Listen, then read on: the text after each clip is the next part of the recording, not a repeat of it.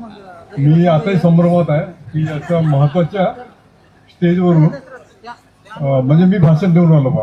मी कसं असं विचार नव्हता केला आयुष्यभर इतके लोक बसलेले आहे आणि मी आपला अध्यक्ष म्हणून भाषण करेल असं मला कधी वाटलं नाही. पण आता काय खूप गोष्टी काय असतात आयुष्यात होतात, तर ते माझ्याशी झालेलं आहे.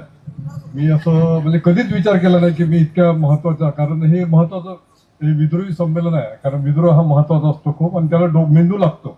विद्रोहासाठी मेंदू लागतो, बाकी गोष्टीसाठी मेंदू नाही लागत. चले चले हजारो साथी चले आहे, तर ते तसं हे नाही.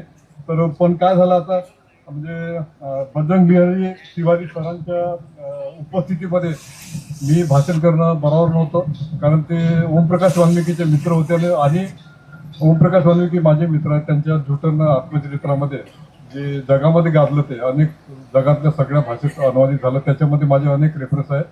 कारण सरांसोबत मी 11 वर्ष सोबत होतो चंद्रपूरमध्ये. ते चंद्रपूरमध्ये सर्व्हिस करायचे. सरांनी त्यांचं नाव घेतलं किंवा लोकांनी तुम्हाला नाम निकालते, तर मला फार बरं वाटलं की इतका मोठा माणूस माझं नाव काढत होता. आणि अशोक राणाकडून मला हे घ्यायचं आहे. माझे जुने मित्र आहेत, काय म्हणतात बा, हा सूत्र घ्यायचं आहे. गडबड होती मी, सूत्र घ्यायचं तर मला मोठं हे वाटून आलं. आणि राजेंद्र गोनारकरनी मला हे केलं, म्हणजे काही लोकांच्या मनात असते ना, ईसा हम शादी कभी नहीं करेंगे, नहीं करना पड़ता, तो ऐसा हो गया हो.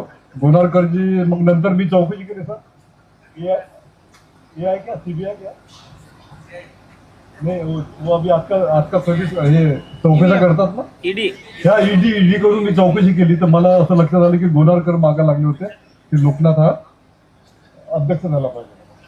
तर ते म्हणजे सगळं असं झालं.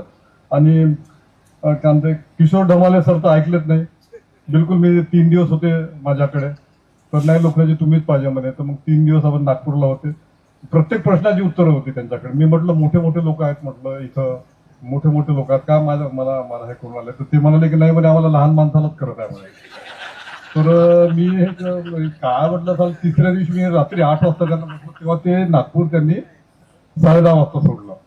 तर मग मी आमच्या मिसेसला म्हणाला, बिचारी सगळं सहन करते माझं, तिला म्हणालो की मग ते त्यांच्याकडे प्रत्येक प्रश्नाची उत्तर आहेत असं म्हटलं मी माझ्या आमच्या मिसेसला.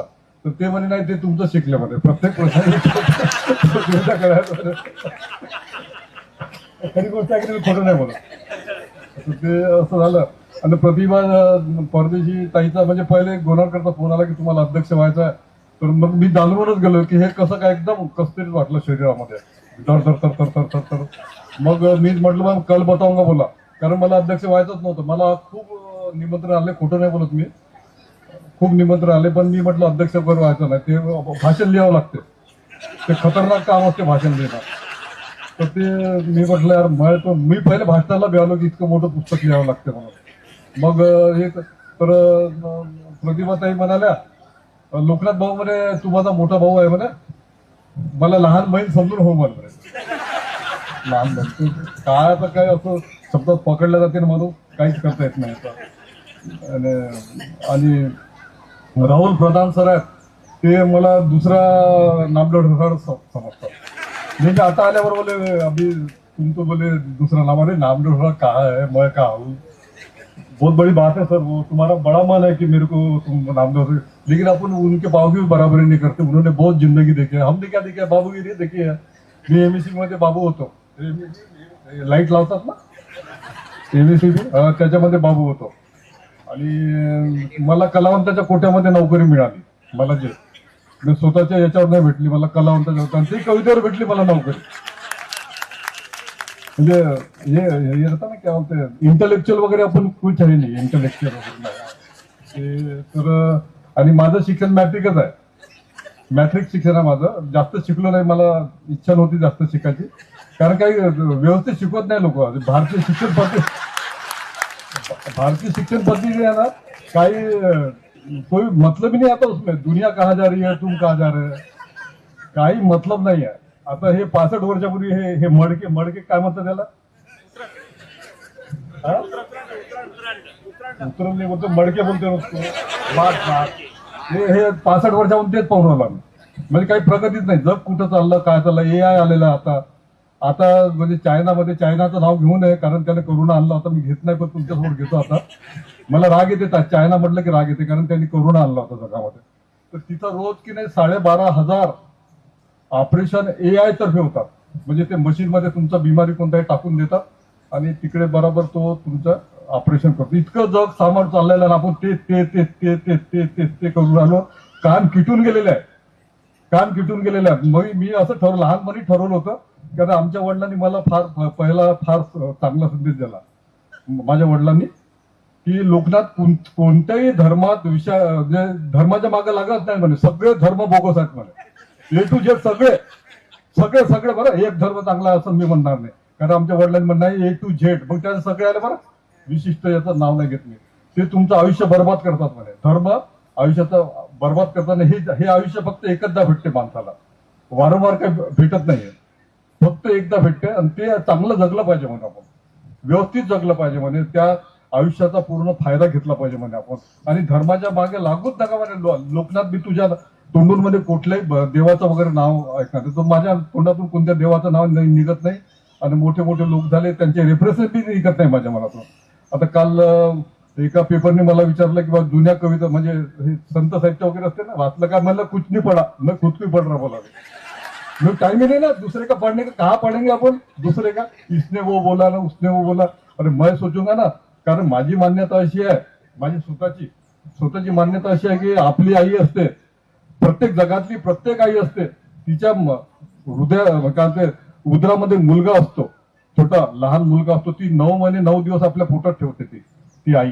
आणि ती स्वप्न बघत असते 9 महिने 9 दिवस की माझ्या पोटातला मुलगा ओरिजिनल निघेल, मोठा निघेल आणि बिलकुल वेगळा निघेल म्हणून. तर आपण कशाला डुप्लिकेट निघातो? आपण डुप्लिकेट निघातच नाही. आपल्या आईचा विचार करायचा आपण, कारण हिशोब द्यायचा आपल्याला आपल्या आईला. उद्या आपल्या आईला विचारलं बेटा तू काय केलं लोकनाथ, तर मी काय बोलू? याचा प्रचार केला, त्याचा प्रचार केला, ते असे होते, ते कायचे असे होते, कायचे असे होते ते.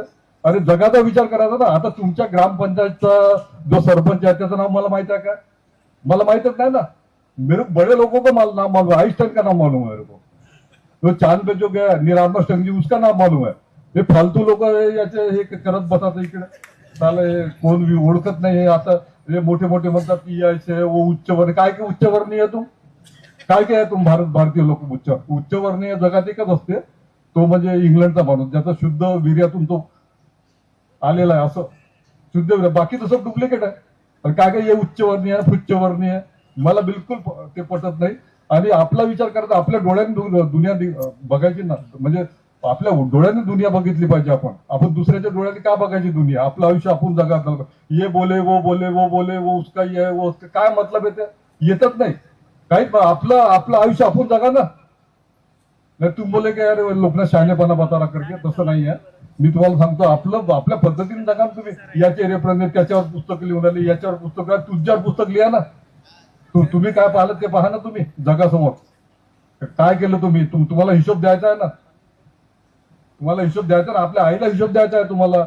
तिचं स्वप्न बघितलेलं आहे 9 महिने 9 दिवस. का आपण असं डुप्लिकेट निघायचं का? तर आपल्या बरं आपल्याला एकच डोळ्या कामात असतो. आपल्याला एकच डोळ्यानं आपलं काम होते. 2-2 डोळे दिलेले आहेत. आपण एका डोळ्याने जग बघा ना. तर मी सगळं बघत होतो जग. आणि काय झालं की शिक्षणात माझं मन नव्हतं ते. म्हणजे मी तुम्हाला अजून 2-3 ठिकाणी मी म्हणालोय की एक म्हणजे 3रा वर्ग असतो, 3ऱ्या वर्गात गाईचा निबंध असतो आणि माझी शाळा. ते मॅट्रिक पर्यंत असते ते 2. हे काय शिक्षण पद्धती आहे काय बोगस? तुम्हाला कळून देत नाही ना. तुम्हाला समोर जायचं आहे ना. लोक चंद्रावर जाऊन आले. आणि 2005 मध्ये का ते अमेरिकेने एक स्टेटमेंट दिलेलं आहे की बाबा आम्ही आता चंद्रावर जाणार नाही, माती आहे म्हणून, फक्त माती. त्यांचं स्टेटमेंट आहे, तुम्ही बघू शकता. अमेरिका स्टेटमेंट आहे किंवा आणि आम्ही चंद्रावर चाललो. आता हे 2 वर्षापूर्वी चंद्रावर जाऊन आले. आणि हे कालरी वरून करायला की आम्ही चांद पे जा रहे हैं. दुसरे ग्रह नाही का? करोडो अब्जो खरबो ग्रह आहेत, ग्रह तारे आहेत, गॅलेक्सी आहेत, लाखो गॅलेक्सी आहेत. त्यांचा तुम्हाला विचार करता येत नाही का? त्या एखादे थुकलं म्हणून तुम्ही हे करून आले का? तसं नाहीये. आपल्या पद्धतीने जगा तुम्ही.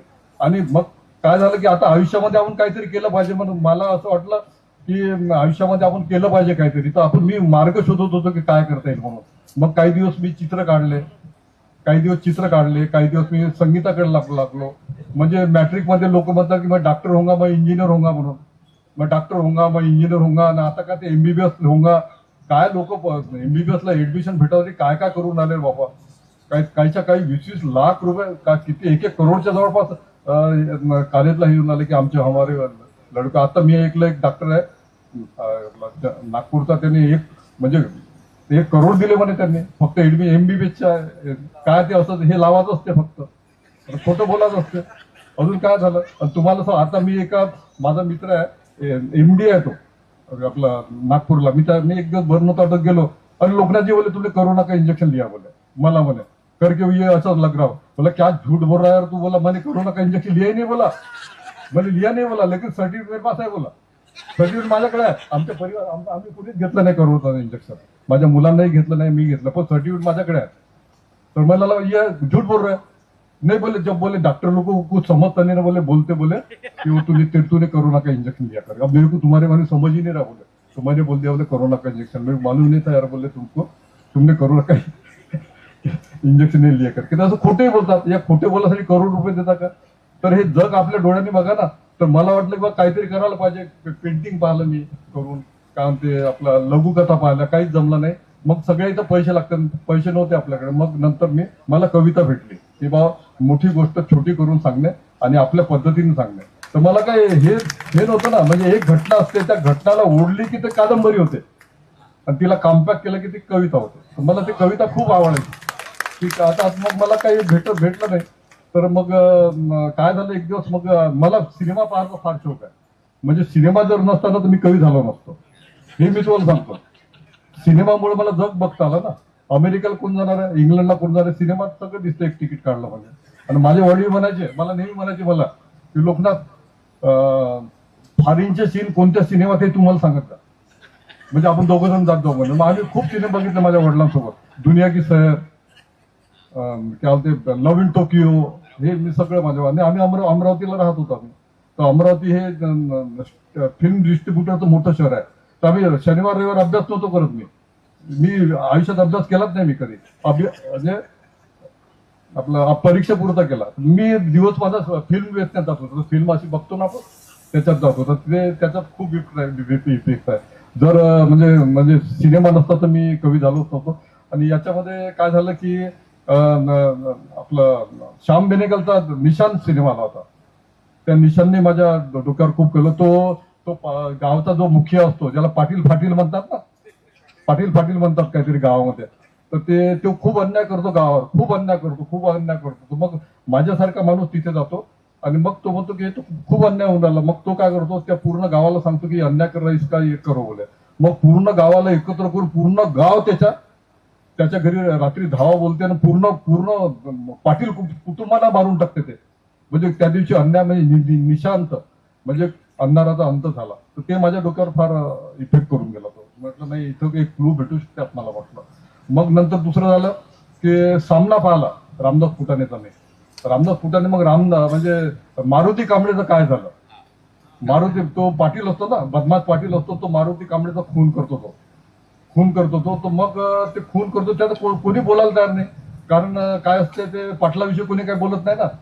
काय गरीब लोक बोलतील बिचारे, त्याच्या खाण्यापिण्याची सोय नाहीये, काय बोलतील, कोण दुश्मनी घेतील. पण माझ्यासारख्या खुटी बोळ उपाड माणसाला माहित होते ते.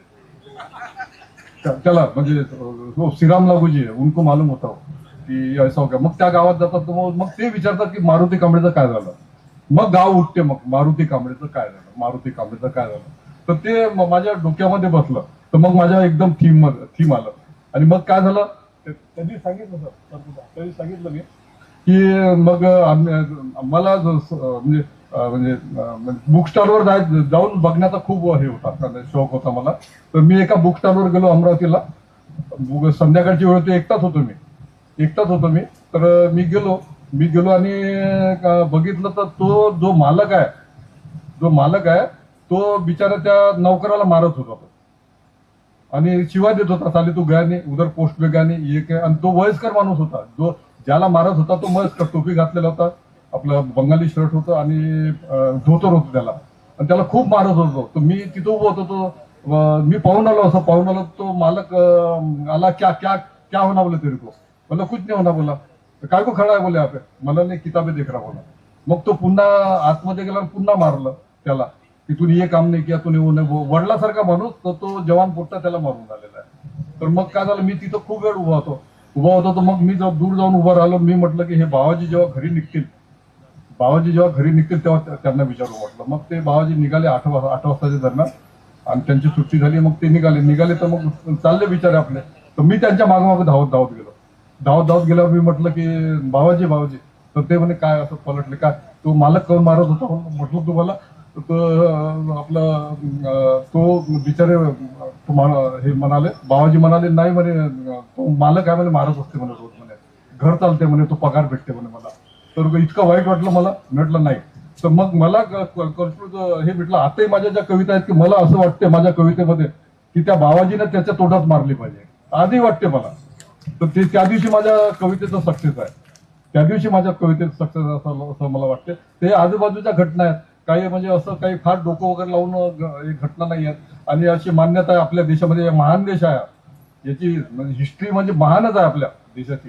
गरिबी, झोपडपट्ट्या, काय विचारू तो का, भूकमरी बस आणि पूछो मत तू. तर ते झाल्यावर मग असं वाटतं की नाही काही वेगळं झालं पाहिजे. तर मी मग पूर्ण जगाचा विचार केला की जगामध्ये काय होते म्हणून. आणि मग ते कविता करायला लागलो. मी कविता व्यवस्थित होत्या, व्यवस्थित करायला लागलो.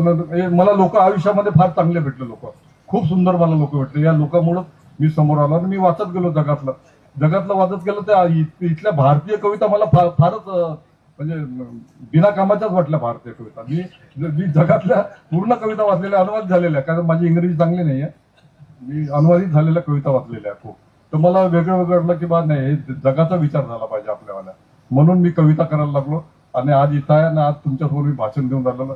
आणि मला आनंद आहे की मी मॅट्रिक्युलेट असून माझ्या दोन्ही मुलांना माझ्या कविता आहेत. म्हणजे मोठा मुलगा मुक्तचंद आहे, त्याला 12वीला कविता होती. छोटा मुलगा 10वीला होता, त्याला कविता होती. तर आपण तर खूप श्रीमंत झालो ना, खूप श्रीमंत झालो आपण. अजून काय पाहिजे माणसाला, हे महाराष्ट्रीयन मध्यमवर्गीय माणसाला काय पाहिजे मला सांगा ना, काय पाहिजे. इतकं खूप मोठं समाधान झालं नाही, खूप मोठं समाधान झालं. आणि मग मी असं म्हणजे माणसाने आता उठून उभं झालं पाहिजे, हा माझाच होता की बाबा राग हा व्यक्त केला पाहिजे. आपण कुठंतरी राग व्यक्त केला पाहिजे. असं होत नाही गोड बोलल्यानं होत नाही. आणि हे काय नाही, ये इसका भजन बोलो ना उसका भजन बोलो, इसमें कोई अर्थ नाही आहे. अपने दिल की बात बोलो, की अन्याय झाला ना ठोकून काढलाच पाहिजे त्याला, कुठेही अन्याय असतो तो, कोणीही असो तो, बिलकुल. तर ते माझ्या कवितेमध्ये मी हे केलं की बा नाही, आता माणूस उठून झाला पाहिजे, त्याला हातात दगड घेतला पाहिजे. आणि तो काय म्हणते आपला अंकुर सिनेमा आला होता तो श्याम बेनेगलचा, की तो अन्याय करतो तो पाटील ते त्या बाईवर, बिचाऱ्या शबानाजीवर. आणि मग तो एक मुलगाला बघवत नाही, मग तो त्याला दगड मारतो, दगड मारतो, सिनेमा खतम होतो. तर हे हे हे म्हणजे असं हे करत गेलं, म्हणजे येत गेलं ते. आणि मी हे केलं. आणि मी अजून एक ठेवलं की कठीण कविता करायची नाही. म्हणजे पहिल्या आमच्या लहानपणात फार मान्यता होती की कठीण जो कविता करतो तो फार मोठा कवी असतो म्हणून. तर आपला कवी वगैरे व्हायचंच नव्हतं, आपल्या भावनाच व्यक्त करायच्या होत्या ना, आपल्या भावनाच व्यक्त करायच्या होत्या. म्हणजे आता काय करता, म्हणजे आता जसं म्हणजे भावनाच व्यक्त करायच्या ना, आय लव्ह यू वगैरे जे म्हणतात फालतू, म्हणजे काही कारण नसते त्याला, ते आय लव्ह यू वगैरे कशाला, भावनाच व्यक्त करायच्या आहेत ना. आणि मराठीमध्ये अजून, मराठी तर फार कडक भाषा आहे, म्हणजे चांगली लवचिक भाषा नाहीये. म्हणजे किती सुंदर वाटते हिंदीमध्ये म्हटलं की मैं तुमसे प्यार करता हूं, किती सुंदर वाटते. इंग्रजीमध्ये आय लव्ह यू किती सुंदर वाटते, आणि मराठीमध्ये किती कडक वाटते. ते मी तुझ्यावर प्रेम करतो, ते म्हणते सांग, म्हणते मी सांगतो, म्हणते घरी, म्हणते. हे नेहमीच आहे. मग मी विचार केला की असं नाही, आपल्या भावना सांगायच्या व्यवस्थित सांगतो. मी विचार केला की बा कठीण वापरायचेच नाही शब्द. 3ऱ्या वर्गातल्या मुलाला आपली कविता समजली पाहिजे. 3रा वर्ग जो शिकतो त्या मुलाला आपली कविता समजली पाहिजे, तेव्हाच आपलं खरं आहे. आता मला मराठीतले मोठे समीक्षक आहेत, मराठीतले बरं, फक्त काही हिंदीत नाही गेले, इंग्रजीत नाही गेले ते, आणि ते नोबेल पर्यंत जाऊ शकत नाही, कारण तुम्ही दुःख पाहिलेलंच नाहीये. दुःख जो बघत नाही तो नोबेल पर्यंत कसं काय देईल, काय म्हणतो सर. तर दुःख पाहावं लागते ना तुम्हाला. इथं मस्त 5 स्टार जगणं सुरू आहे लोकांचं, बढिया खाते पीते, रात को टीवी देखते ना, मी सो जाते बढ़िया, सुबह उठते. तुमको कैसे का नोबेल मिलने वाला है, नोबेल तो पडताळून पहा तुम्ही, ज्यांनी दुःख बघितलंय त्याच देशाला ते म्हणजे हे देतात. आता जनगण मनाला का भेटलं हे मला माहित नाही, तुम्हाला हिस्ट्री माहिती आहे सगळं, मी काय त्याच्या वेळेस बोलणार नाही. एकच भेटलं. आता अजून एक हे आलं, आता विस्थापना जगामध्ये मोठ्या प्रमाणात विस्थापना सुरू आहे, ते मुस्लिम कंट्रीमध्ये आहे. की म्हणजे एका गावचे लोक एका गावात राहू शकत नाही, ते बिलकुल सतत त्यांना बदलायला लागते आणि दुसरे मारणार येतात. तर आता मी एक इंटरव्ह्यू बघितला, तर त्या इंटरव्ह्यू मध्ये तो बिचारा विद्वान माणूस होता, तो म्हणतो की 22 साल के बाद में सब जो नोबल है वो कंट्री को मिलने वाले, क्योंकि वो दुःख देख रहे हैं. म्हणजे ते दुःख पाहतात, दुःखातून हे होते ना सगळं. तुम्ही 5 स्टार जगून आले, कसं काय तुमचं साहित्य मोठं होणार? काय झालेलं आहे मराठीमध्ये, काय झालेलं आहे? एक बिचारे नामनोट जसा लक्ष देतात आपल्या, की त्यांनी बघितलं ना स्त्रियांचं दुःख काय असते, कशा बिचारा आपल्या आया बहिणी इथे येतात, कारण ते रस्त्यावर येऊन उभं राहतात. मी बघितलेलं आहे ते सगळं, ढसाळ सर जिथे जिथे गेले तिथे तिथे जाऊन आलेलं आहे मी. कसं बघतात ते बिचारे, बोलवतात ते म्हणजे फालतू लोकांना बोलवतात, दादा बहुत भूक लगी, बहुत भूक लगी, म्हणजे पोटासाठी वेशाव्यवसाय करतात ते, वेशाव्यवसाय. आता माझा मित्र एक मोठा आहे, तो सांगत होता की नाही आम्ही गेलो तर ती बाई म्हणे की भैया मेरे को मत देखो, वो बाई को देखो, 2 दिन से उसका ये नहीं हुआ क्या, म्हणजे तिला गिरायक नाही भेटलं म्हणून. तर इतकं दुःख आहे. हे दुःख कुठं ठेवताना भलतच काही लिहित चालले, हा राजा म्हणाला तो राजा म्हणाला तो राजा म्हणाला. काय करता राजा म्हणाला म्हणून काय किल्लेच जिंकायचे का दरवेळेस? त्याच्यावर आता मी अनेक किल्ले बघितले, ते हिरवं गवत उगवलेलं आहे. अरे पण त्याच्या मागे किती लोकांचे जीव गेलेले आहेत, किती लोकांचे जीव गेलेले आहेत. कोणाचा तो बिचारा जो लढवाई असतो त्याचा, कोणाचा भाऊ असतो तो, कोणाचा नवरा असतो, कोणाचा मुलगा असतो तो, फक्त हे किल्ले जिंकायचे ना सगळं हे करायचं, तर हे पटत नाही आपल्या मनाला, बिलकुल नाही पटत. हे असंच मी लिहित गेलो तर मला म्हणजे कवी बनत गेले की यालाच कवी. मला आताही समजून आलं किंवा म्हणजे कवी म्हणजे कसं काय असते वगैरे वगैरे. पण मी हे लिहिलं, मग मला नाही विस्थापनेचं दुःख फार असते, कारण माझ्या वडील, मी 8 शाळा बदललेल्या आहेत, 10वी पर्यंत 8 शाळा बदलल्या मी, आणि त्याच्यामुळे माझे मित्र सुटत गेले, लहानपणातले मित्र सुटत गेले, त्याचं मला खूप दुःख आहे, त्यांची भेट कधी होत नाही. मग मी काय केलं की मग एक थोडे बघितलं की भारत पाकिस्तानची जेव्हा फाळणी झाली तेव्हा काही लोक तिकडे गेले, पाकिस्तानला गेले, मग नंतर इकडे दिल्लीच्या झोपडपट्टीमध्ये झाले.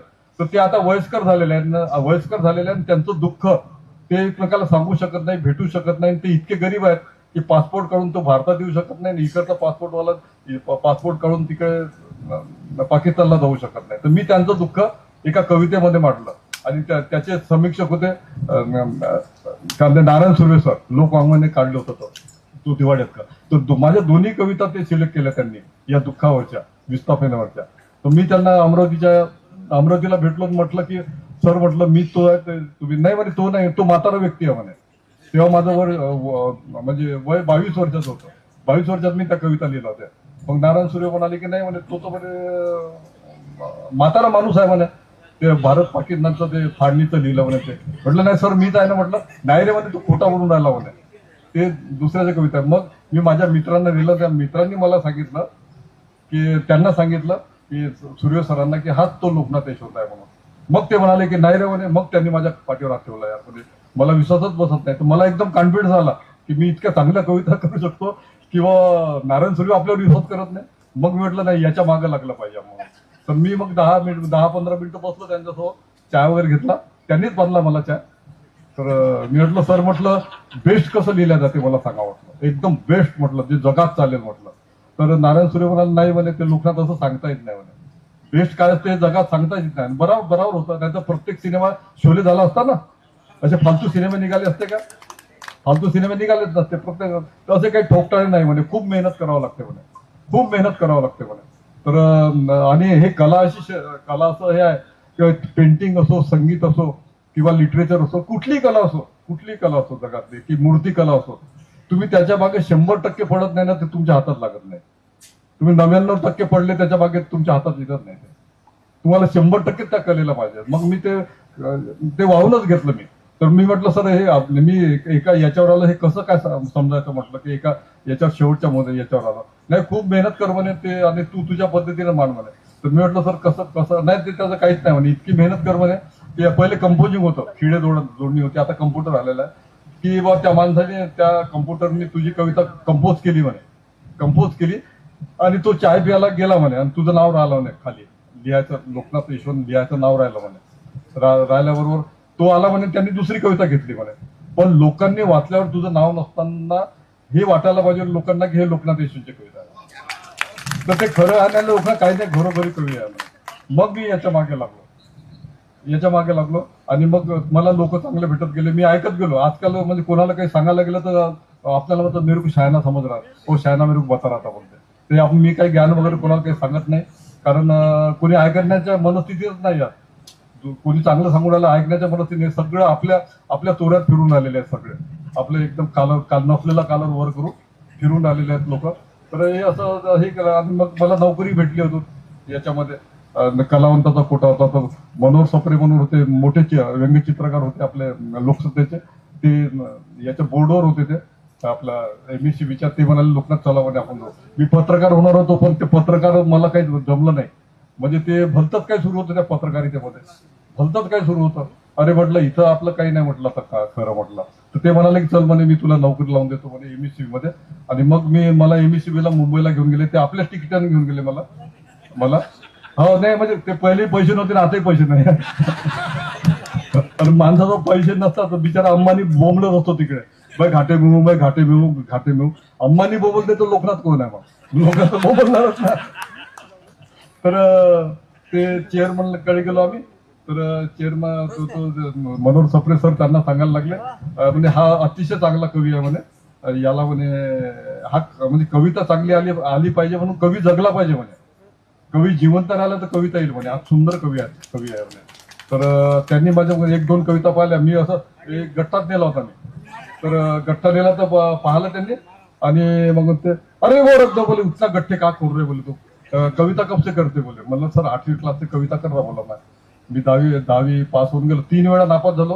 काय इंग्रजीमध्ये नापास झालो मॅट्रिक, आणि मग कसं तरी पास झालो आपला बाउंड्रीवर. तर ते घेऊन गेले. तो त्याला ये सर्टिफिकेट दिखा बोले तुम्हाला, बोले काय का मॅट्रिक का. मग त्यांना दाखवलं, हो क्या बोले तुम्हाला सिलेक्शन हो गया बोले, तुम्ही जा बोले. मग मला नोकरी भेटली. म्हणजे कवितेवर नोकरी भेटली ना. लोक म्हणतात कवितेने काय भेटते, माझा पोट भराचं साधन झालं ना कविता.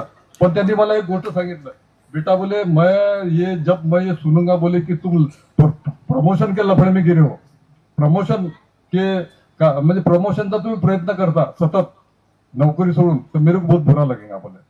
और ये बोले क्या बोलते यूनियनबाजी करोगे तो मुझे बुरा लगेगा बोले की मैंने गलत लड़के को नौकरी दी करके.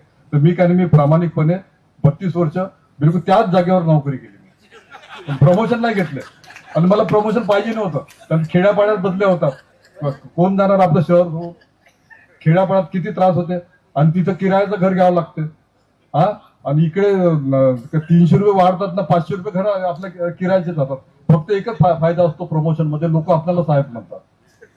आपल्याला साहेब नकोच पाहिजे होता ना, नकोच पाहिजे होता मला साहेब व्हायचंच नव्हतं आयुष्यामध्ये. कारण साहेब कसे असतात मला माहित आहे. मी नोकरीला लागलो तर सगळे चपराशी माझ्याकडे बसायचे. म्हणजे मी मस्त गोष्टी करायचो सिनेमाच्या वगैरे, तर माझ्या सगळे चपराशी माझ्याकडे. तर एक दिवस काय झालं, सगळं चपराची पडून आली, तिकडे पडून आला इकडे. अरे मला क्या हो गया, अरे वो साला कल रिटायर हो गया ना बोले एग्जीक्यूटिव इंजीनियर, वो साला आया बोले, उसको बोले पाणी पिलाना पडेगा बोले साले को. हे अवकात असते, हे साहेब लोकांचे अवकात असते. तर मी मग त्याच्या मागे पडलं. मी प्रामाणिकपणे मग मला चीफ इंजिनियरला बोलवलं. अरे तुम्ही बोले लोकनाथजी तुम्ही प्रमोशन नाही घेतलं म्हणे, तर मागचे प्रमोशन पूर्ण अडलेले आहेत म्हणे, मागचे होऊनच नाही राहिले म्हणे, कारण तुम्ही एकदम बंदच टाकला म्हणे तो. तर काहीतरी लिहून द्या ना म्हणे, मी प्रमोशन घेत नाही. म्हटलं लिहितो सर म्हणे, आता लिहून द्या म्हणे, घ्या कागद म्हणे, पेन आहेच म्हणे तुमच्याकडे. म्हटलं 2 मिनिटात लिहून दिलं की मला प्रमोशन नको. मग बळाबळ प्रमोशन झाले. प्रमोशन झाल्याबरोबर त्यांच्या गावखेड्यात बदल्या झाल्या.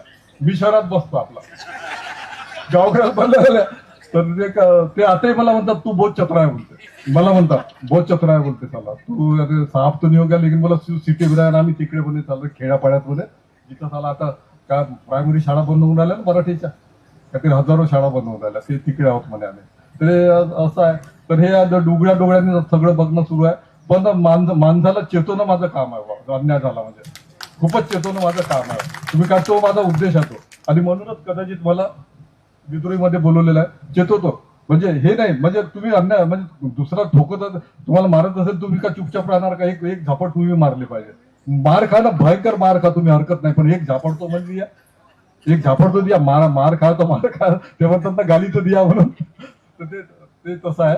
आणि सगळं हे सुरू आहे आणि आता खूप सांगण्यासारखं आहे, खूप सांगण्यासारखं आहे. आणि आणि मला आनंद होतो की आता की आज महाराष्ट्रातल्या सगळ्या युनिव्हर्सिटीमध्ये माझ्या कविता आहेत. सगळ्या युनिव्हर्सिटीमध्ये, मुंबई पासून तर गडचिरोलीपर्यंत एकही युनिव्हर्सिटी आजच्या तारखेत अशी नाही आहे की ज्यात माझी कविता नाही आहे म्हणून. आणि आणि आणि आणि घरी मला शांती आहे ना. मिसेस बसले आहेत म्हणून नाही म्हणतो मी, नेहमी त्यांना प्रणाम करतो, पब्लिकली करतो. लोक एकटाच प्रणाम करतात, मी नाही, मी पब्लिकलीच करतो प्रणाम. आणि सहन करतात ना. कवीला हे करणं मामूली गोष्ट नाही. कवी को पालना बहुत कठीण काम है, क्योंकि दुनिया बड़ी बड़ी बिल्डिंगे बांधने की सोचती है. यावरची नवीन कार, त्यावरची नवीन कार, त्यावरची नवीन कार. आता माझे एक दोन मित्र आले, चांगलं मोठा ऑफिसर झालेला मित्र. मी म्हणलं यार ये कार कितने की है, तो बोले 32 लाख की है. 32 लाख की कार? अरे म्हणलं यार तुझको शर्म नहीं आई क्या, 32 लाख की कार लेने को? 7-8 लाख 8 लाख में तो अच्छी कार मिळते, तर 32 लाख म्हणजे काय झालं हे? म्हणजे आता काय, म्हणजे काय बोलायचं आपण, काय नाही. आणि आपल्याला सहन करतात, कस तरी आपलं चाललंय. म्हणजे 2 वेळचं जेवण आहे म्हणा, आणि आपली लढाई या 2 वेळच्या जेवणाचीच आहे. आपली काही असं नाही 3 वेळचं जेवण वगैरे नाही. 2 वेळचं जेवण प्रत्येक भारतीय माणूस किंवा जगातल्या माणसाला 2 वेळचं जेवण भेटलं पाहिजे. तुम्ही काही म्हणा, नाही तर तुम्हाला भूक लागली ना तर गुन्हेगारी आपल्या मनात येते की साला इसको 2 मार के रोटी छिनेंगे करके. तर हे 2 वेळचं जेवण महत्वाचं. तुम्ही काही म्हणा, बाकी हे सगळं ढकोसले बाजी आहे की ये कार लेंगे, वो बिल्डिंग बांधेंगे, वो एअर कंडिशन लेंगे. सगळ्या फालतू गोष्टी आहेत. 2 वेळचं उपाशी राहून पहा तुम्ही, मग तुम्हाला समजते. आता कोरोनामध्ये किती आपत झाली होती उपाशी लोकांची. मी एक व्हिडिओ बघितला होता, तो व्हिडिओ माझ्या डोळ्यातून आतापर्यंत नाही चाललेला आहे. एक भिकारी जात तिथे कॅमेरा लागलेला होता. एक भिकारी भिकारी म्हणजे गरीब माणूस जात होता, आणि त्याला एक पोळी दिसली एकदम म्हणजे कडक झालेली अशी. तर त्यांनी ते आनंदाने पाहिली, तिला पाहिलं, असं इकडून इकडून पाहिलं. आता व्हिडिओ चालला तो खूप पाहिला. आणि काय केलं त्यांनी, तो नळावर गेला, तिथं कॅमेरा होता, नळावर झोपली ना, आनंदाने त्याने खाल्ली ते पोळी. तर मला ते पोळीचं महत्व फार वाटतंय. तुम्ही काही म्हणा, मला पोळीचं महत्व मला फार आहे. 2 वेळचं जेवण पाहिजे बा, काही म्हणा. आता एक चांगला मला एक गोष्ट आवडलेली आहे. जे काही विद्यमान सरकार वगैरे आहे, आपल्याला कधी आपण हेच लोक खुटी पडत लोक, आपल्याला काही आवडत नाही, पण ते 80 लाख लोकांना म्हणजे जेवण देऊन आले, म्हणजे अन्न देऊन आले. मला हे फार चांगली गोष्ट वाटते. 80 लाख लोकांना, म्हणजे किती गरीब आहे तुमच्या इथं पहा. दर्यामध्ये जाणार ते मोठे पोटवाले पोरं दिसतात, बारीक बारीक बारीक, किती कुपोषण आहे, काहीच वाटत नाही. नव्हता ये हो रे ना वो हो रे ना. आता अजून जे रिपोर्ट येऊन आलेले आहेत, म्हणजे जागतिक रिपोर्ट, तर अतिशय म्हणजे लाजिरवाणे रिपोर्ट आहेत भारताविषयी. चांगले रिपोर्ट नाहीत ते. त्याच्यामध्ये एक रिपोर्ट आलेला आहे आपलं वर्ल्ड बँकेचा, की सगळ्यात कर्जदार देश भारत आहे म्हणून. सगळ्यात तुम्ही पडताळून पहा तुम्ही, सगळ्यात कर्जदार. आपण काय केलं आपण लोकांची भूक शमवली का आपण?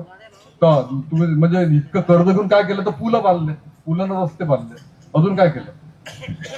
तर हे असं हे सगळं एक कवी म्हणून मी सगळं बघत असतो हे, आणि ते बघणं माझं काम आहे. आणि छोट्या छोट्या घटना घडतात, त्याच माझ्या कविता आहेत. माझी प्रतिक्रिया आहे ती, माझ्या डोक्यातून काही येत नाही. एक काय म्हणते, काय कोणती तरी देवी असते म्हणतात, ते असं हे करतात, काय हात फिरते म्हणतात, तेव्हा माणूस कवी होतो. हे फोकनाळ्या आहेत सगळ्या. तुम्ही की नाही डोळे उघडे ठेवले ना, बराबर कवी होता तुम्ही. डोळे उघडे ठेवा, बिलकुल कवी होता तुम्ही. आता एक घटना सांगतो मी तुम्हाला, वारंवार सांगतो. आता माझी कविता आहे नवीन कविता संग्रहामध्ये, की एका गावामध्ये 2 प्रेमी होते.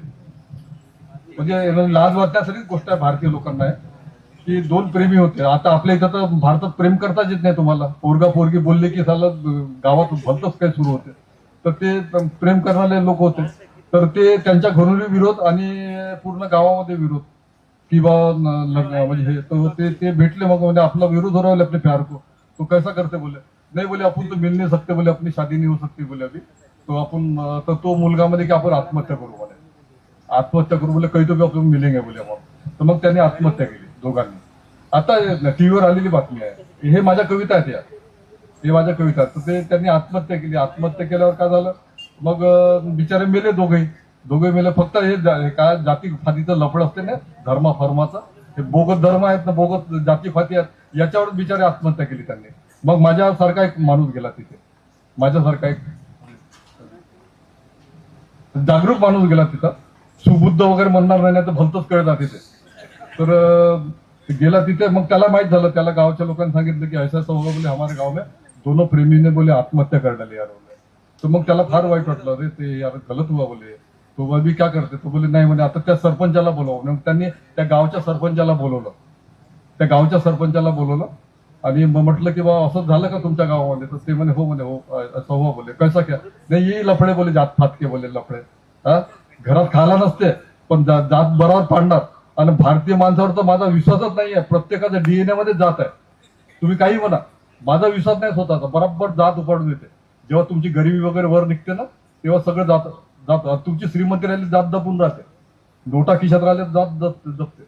आणि हे केलं तर मग त्यांनी म्हटलं, मग त्या सरपंचाला बोलवलं तो की बा तुमच्या गावात अशी घटना झाली का, झाली म्हणे.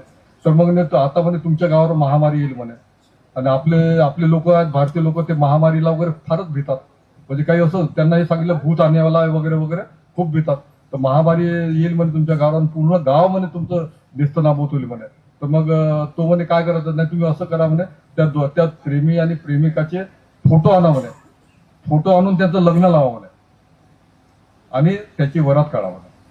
आणि या मूर्ख भारतीय लोकांनी त्यांचे फोटो आणले, खुर्चीवर ठेवले, हार टाकले, पूजा केली आणि त्याची वाजत गाजत वरात काढली आणि डफडे व्यवस्थित वाचत होते. हे माझी कविता आता नवीन आहे. ते एक घटना आहे, ही घटना आहे. मला सगळ्यात जास्त कविता एसटीच्या प्रवासात भेटल्या.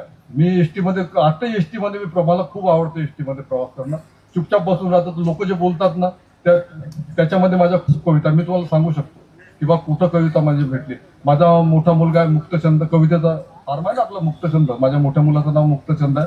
तो म्हणतो की डॅडी तुम्हाला तुमची कविता कुठे आवडली, आठवली ते लिहा. म्हणजे आपण काय करू की इकडे एक प्रसंग, म्हणजे प्रसंग कशी आठवली आणि इकडे ती ओरिजिनल कविता म्हणे. ते आता माझ्या डोक्यात सुरू आहे. मी चांगल्या लोकांना विचारलं, लोकांना जे नवीन हे आहे म्हणजे भारतीय लोकांच्या डोक्यातून हे निघत जाईल म्हणे की कोणती तरी देवी असते आणि ते आपल्याला आशीर्वाद देते ना आपण कवी होतो, या फोकनाड्यामध्ये निघतील म्हणे, ते तुम्ही कराच म्हणे. तर मी सध्या माझं की मला कुठली कविता कुठं, आणि माझी कविता मला कोणती कविता तुम्ही विचारा की लोकांची तुमची कविता ही कविता कुठं, तर मी त्याची कथा सांगू शकतो, एक कथा सांगू शकतो. तर आता आमच्या चंद्रपूरला महांकालीचं देऊळ आहे. तर मला नोकरी लागल्यावर मी सायकलला जायचो, 10 वाजता जायचो. महांकालीच्या देवळाच्या बाजूने आमचं विद्युत भवन होतं, तिकडे जायचो मी रोज 10 वाजता. तर ते म्हणजे ते काय तिथं बकरे कापतात, तर बकऱ्याची खूप मस्त पूजा करत असतात. ते दपडे हे ना ते टिक्का लावतात त्याला असा भगवावाला, गळ्यात हार टाकतात वगैरे वगैरे रोज पाहायचो मी. आणि तेच मी जेव्हा 5 वाजता तिथून ऑफिस म्हणून वापस येतो तर तेच जे कापणार पूजा करणार होते मस्त झालं शिकत असतात. ते काय बोटी म्हणतो ना आपण, म्हणजे मटर खात असतात ते याचं. तर ते मी रोज पाहतो. मग ते म्हणजे बोकडावरची माझी फार फेमस कविता आहे की बा तो या धुंदीत होता की माझा फार मान सन्मान होत आला, मानेवरून चोरी कधी गेली माहीतच नाही पडलं मला. म्हणजे मी जेव्हा 5 वाजता येतो तेव्हा ते त्याची मटण खात होते सगळे, आणि जाताना सगळे पूजा करायची त्याच्या. तर तो संभ्रमात आहे, तो बोकड संभ्रमात आहे. आता माझी अजून एक कविता आहे बोकडावरची, लव्ह स्टोरी म्हणून. ते लोक खूप त्याचा हे उल्लेख करतात, लव्ह स्टोरी म्हणजे प्रेम कथा. तर एक बकरा दुसऱ्या बकऱ्याला सांगतो, एक बोकड दुसऱ्या बोकडाला सांगतो की खाटीक म्हणे माझ्यावर खूप प्रेम करतो म्हणे, खाटीक माझ्यावर खूप प्रेम करतो म्हणे, खूप प्रेम करतो. त्याने मला म्हटलं म्हणे तुझा नंबर शेवटी लागेल मी, म्हणजे 4-5 तास तू जगशील तेच माझं प्रेम आहे म्हणून. तर अशा कविता असतात. तर मला या सिस्टीमचा सगळ्यात म्हणजे कोणी हे असते शोषित असेल तर मला बोकड वाटतो बा, बोकड मला हे वाटतं, काय कापतात त्याला, काय त्याची आई पाहत राहते, ते सगळं खूप वाईट वाटते. तर हे असं आहे, ते आजूबाजूला डोळे उघडून ठेवायचं आहे. आणि खूप अन्याय अत्याचारी आहे. अजून एक आता मी ऐकलं, आणि इतकी मोठी तुम्ही म्हणता की बा एशिया की सबसे बडी झोपडपट्टी आपलं हे आपली बॉम्बेवाली, हा धारावी झोपडपट्टी. आता झोपडपट्टीच्या एक म्हातारी बाई बसली होती, तिथं जायला जागा नाही आहे, इतक्या जवळजवळ घर आहेत, असे घर आहेत आपल्याला जाता नाही असं तुम्हाला असं जाता येत नाही. तर एक म्हातारी बाई बिचारी आपल्या आईसारखी बसली होती तिथं. त्या फोटोग्राफरने तिला विचारलं की बा आई म्हणे कसं काय बसलाय तुम्ही, नाही इथं जाता येत नाही म्हणे, तर चालता येत नाही म्हणे मला सरळ. तर म्हणे कसं, इथं अंधार आहे म्हणे सगळं, म्हणजे कौलं असे येऊन आहेत असे, इथं अंधार आहे म्हणे, तुम्ही कसे काय बसले. नाही म्हणे खूप दिवस झाले. तर म्हणे तू सूर्य पाहता की नाही म्हणे. तर ती बाई म्हणे 14 दिवसापासून मी सूर्य नाही पाहिला म्हणे. म्हणजे सूर्य पाहायला तिथं जावं लागते म्हणे आणि तितक्या दूर मी चालू शकत नाही म्हणे. तर मुंबई सारख्या मोठ्या शहरात, इकॉनॉमिक शहरात राहून 14 दिवस लोक सूर्य, आपली आई आहे, सूर्य पाहणार नसेल तर काय अर्थ आहे. आणि मोठ्या मोठ्या गोष्टी करायच्या. हे सगळं सगळं आता सोडून द्या. स्वतःचा विचार करा आणि स्वतःच्या डोळ्याने दुनिया बघाय. स्वतःच्या दुनियात दुसऱ्याच्या डोळ्याने बघूच नका. कोण काय म्हणाला, कोण संत काय बोलला काय, ते जाऊ द्या. आता तुमको माको हिसाब देणार ना तुम्हाला. तुम्हाला आईला हिशोब देणार आहे, द्यायचा आहे ना. ते आई हिशोब घेईल ना आपला, की तू काय केलं म्हणून. तर आपला हिशोब तुम्ही सांगू नका, हा म्हणाला तो म्हणाला. तुम्ही काय म्हणाले ते सांगा ना. तुम्ही काय म्हणाल ते सांगा ना. मोठे मोठे आदर्श आहेत ना आपल्या समोर. आमच्या घरी तर आईस्टाईनचे फोटो लागलेले. जे माझ्या घरी आले तर आईस्टाईनचे फोटो आहेत आमच्याकडे. तर आदर्शही मोठे ठेवा. काय लोकल लेवलचे आदर्श ठेवायचे. इसने बोला ना उसने बोला, बिलकुल नाही. मोठाच विचार करायचा आणि आईला हिशोब द्यायचा आपला व्यवस्थित. झाला तर काय बोलू आता. झालं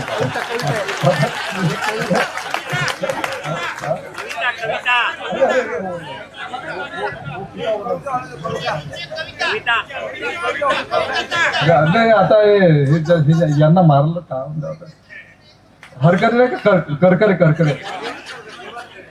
हेमंत करकरेंना माझ्या कविता खूप आवडायच्या. आम्ही संध्याकाळी फिरायला जायचो, खूप आवडायच्या. तर हेमंत करकरेला मी दिसलो ना तर मला म्हणायचं, मला एक माझी कविता म्हणायची जेलर नावाची. हेच म्हणतो कारण हे म्हणायचं की कविता वाचायला लागते. ती माझी पुस्तकं तिकडे ठेवलेली आहेत पूर्ण. तर जेलर नावाची कविता. जेलर की जेलर बिनधास्त झोपी गेला. जेलर बिनधास्त झोपी गेला. आता कैदी एकमेकावर नजर ठेवून आहेत. आता कैदी एकमेकावर नजर ठेवून.